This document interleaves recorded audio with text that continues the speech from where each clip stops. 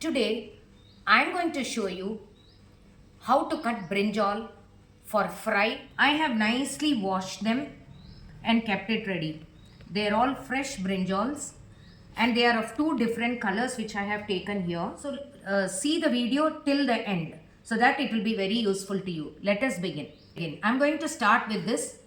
First, I'll be holding the brinjal like this. This is the cap region and I'm going to just discard it. Hold the brinjal upright. This is the most common way of cutting the brinjal for one type of fry. Make a center cut like this. Now, we have two halves of the brinjal like this. A horizontal cutting like this. Now, open the brinjal like this and keep each part like this separately. Now start giving a cut like this, for the thickness you require. Now I am cutting it in this thickness today to enable frying easily.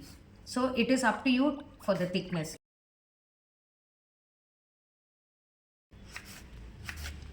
But here I am cutting it into vertical. Each piece looks like this, thin and like a slate. Into a small, here I have a small bowl of water. See, it's very important that after cutting the brinjals, immediately it should be immersed in water like this, because the brinjals tend to change their color, and hence we need to immerse them in water like this.